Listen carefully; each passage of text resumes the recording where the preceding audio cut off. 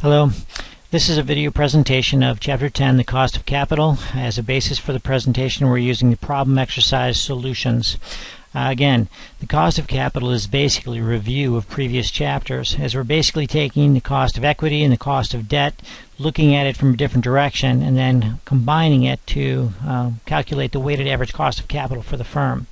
So for the first question, we're looking at Allison Engines Corporation, established a target capital structure of 40% debt, 60% equity. They have no common stock. No preferred stock.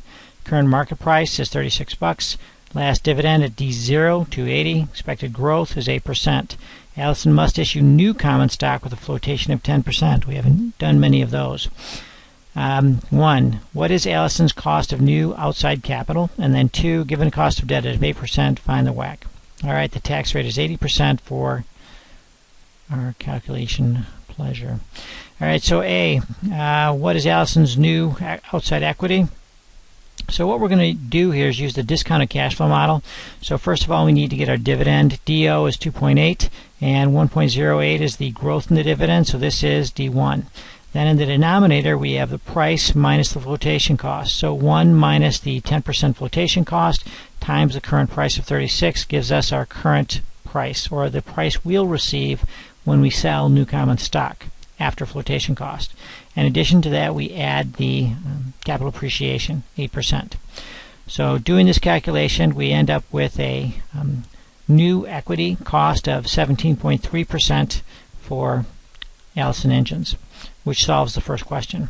The second is, what is the weighted average cost of capital for the firm? We take 60%, which is our target weight for equity, times 17.34, and then we take 40%, our target weight for debt, times 8%, which is our cost of debt, times the tax deduction or the after-tax discount, and that gives us a total weighted average cost of capital for the firm of 12.3%. Alright, let's look at number 2, Clark Communications capital structure, 70% equity, 30% debt, and here's some information for this firm. Given this information, what is Clark's weighted average cost of capital? Alright, so first of all, the cost of debt. We use the 5 magic buttons from your time value of money calculator. We've seen this before. Future value is 1,000. N is 15 years. The present value is 1,075 is the price of the bond. Payment is 80 with a coupon rate of 8%. We solve for the I per year and we get 7.1678% on the bond. The cost of equity. We're going to use the SML, okay, the security market line. The risk-free rate is 5. The risk premium on the market is 4. The beta is 1.1. This gives us 9.4 for the required return on equity. Again, 7.17 for debt, 9.4 for equity. If you go back to the top of the problem, it suggested that capital structure, 70% equity, 30% debt, and a tax rate of 38%. I think we're ready to close down the final solution here.